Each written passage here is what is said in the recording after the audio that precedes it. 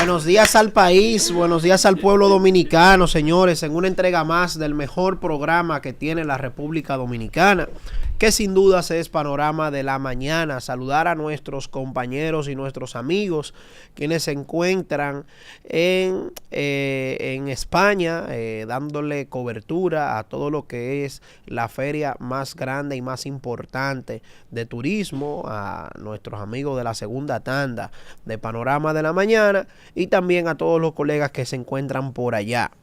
Y bueno, señores, miren, en el día de hoy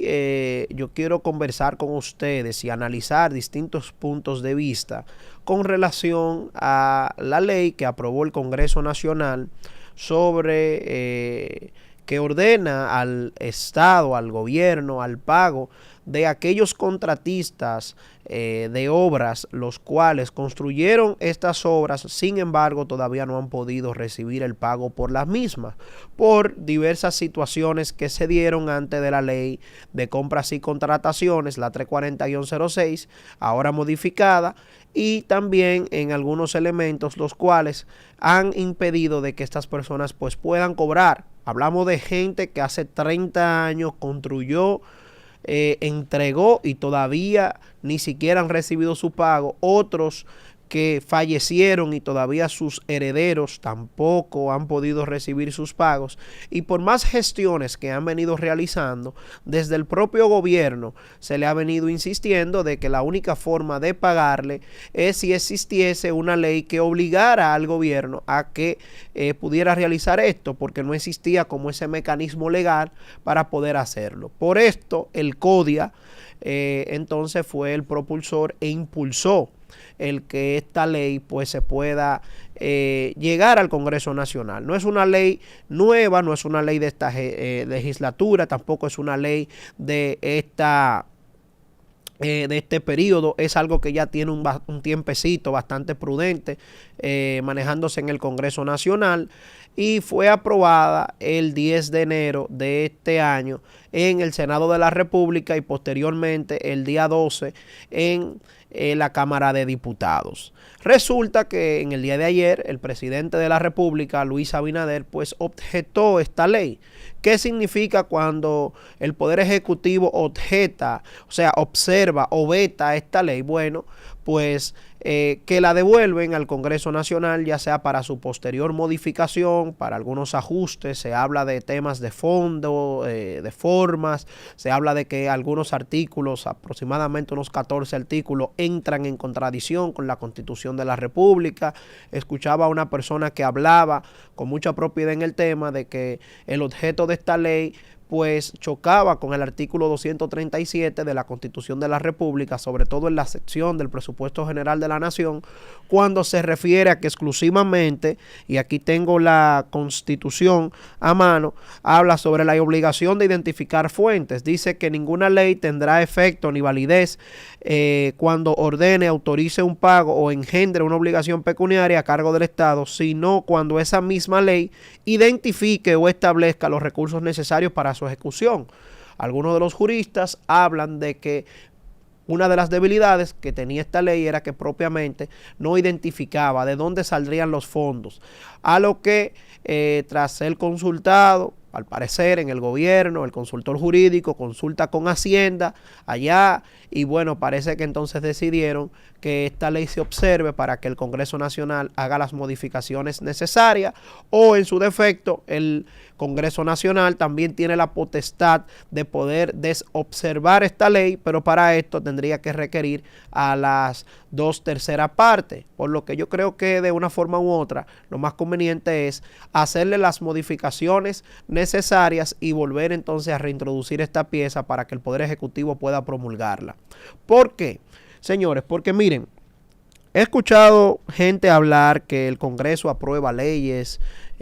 así, a vapor, como que no tienen filtros necesarios. Yo conozco muy bien la estructura legislativa en ambas cámaras, tanto en el Senado de la República como en el Congreso Nacional, en la Cámara de Diputados. Puedo dar fe rata de que allí existen departamentos internos, por ejemplo, la Secretaría General Legislativa, donde existen departamentos tales como el Departamento de Revisión el Departamento Técnico de Revisión Legislativa, el Departamento de Transcripción Legislativa, los departamentos de comisiones que son acompañados por técnicos, los asesores legislativos también de cada congresista, los cuales hay un componente legislativo detrás de cada proyecto de ley, los cuales pasan por diferentes filtros. Aquí no podemos alegar ningún tipo de inobservancia ni tampoco quitarle calidad a lo del Congreso. Ahora bien, si pudiera existir algún tema de fondo, pero esto no cambia el génesis del tema. ¿Y cuál es el génesis? Bueno, aquí hay un sinnúmero de personas que construyeron obras, que se verificaron estas obras y que hay que pagarle. Entonces a mí me llama mucho la atención y de hecho hasta me preocupa bastante el comportamiento político en el que se ha venido teniendo, porque por ejemplo, en la Cámara de Diputados vimos como Fuerza del Pueblo, los diputados de Fuerza del Pueblo se retiraron, no apoyaron este proyecto, también los diputados del PLD. Sin embargo, en el periodo 2020-2024, ustedes saben, por ejemplo, quién fue que presentó este proyecto. Lo presentó el senador Iván Lorenzo, quien hoy es vicepresidente del PLD. De hecho, en su oportunidad, un sinnúmero, él mismo testificó en otro programa radial en el día de ayer, de que muchos contratistas le visitaron porque tenían la preocupación de que los partidos de oposición pues hicieran algunos ruidos con relación a estos, y él dijo que él les recibió y dijo: yo voy a verificar las obras, si esas obras se hicieron, ustedes pueden estar conscientes de que nosotros la vamos a apoyar. Él mismo narra de que él verificó, de que él se percató de que todas esas obras que se estaban conociendo en esa comisión, que de hecho dio fe rata de que fue el único proyecto que fue 2 veces a comisión, a la Comisión de Obras Públicas, y que fue remitido al Pleno con informe favorable. Pero en esta oportunidad, ustedes saben quién es el que preside la Comisión de Obras Públicas del Senado de la República, el senador de San Juan, Félix Bautista, quien es de Fuerza del Pueblo. Y es Félix Bautista que de hecho quien le pide al Pleno que se conozca esto con carácter de urgencia, porque como presidente de esta comisión recibió en muchas ocasiones a estos contratistas y reconoce a veces la morosidad del Estado. Entonces a veces como que me causa un poco de choque, incluso hasta de poco de coherencia hasta política, de cómo se manejan a veces algunos los partidos, porque cómo puede ser posible que en el Senado el comportamiento sea uno, más sin embargo en la Cámara de Diputados el comportamiento sea otro. Ahora bien, lo que yo entiendo es lo siguiente: si el Estado contrató a una persona para que construya un puente, para una carretera o lo que fuese, cualquier obra que está ahí, que es verificable y que se concretiza de que esa obra se realizó, a esa persona hay que pagarle. Ahora, lo que yo no voy a estar de acuerdo es que se le pague a una persona que no hizo nada. Eso jamás, porque ya entonces eso sería darle paso a la corrupción, y en eso en contra en todos los sentidos de la palabra. Pero dado a veces la premura que tiene el Estado, y el que está vinculado y conoce un poco del Estado sabe muy bien de que a veces el Estado le toca la puerta al empresariado para que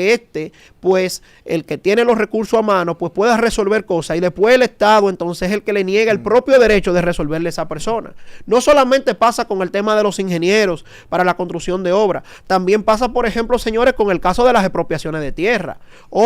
Yo tengo mi tierra, tengo mi título, el Estado necesita construir una carretera en mi tierra, el Estado me la expropia, pero entonces me construyen mi tierra, entonces yo tengo que iniciar un procedimiento legal contra el Estado. Mientras tanto, el Estado ya usó mi tierra. Permíteme agregarle algo a ese comentario, que es muy responsable, Heiser. Te felicito por eso, porque yo era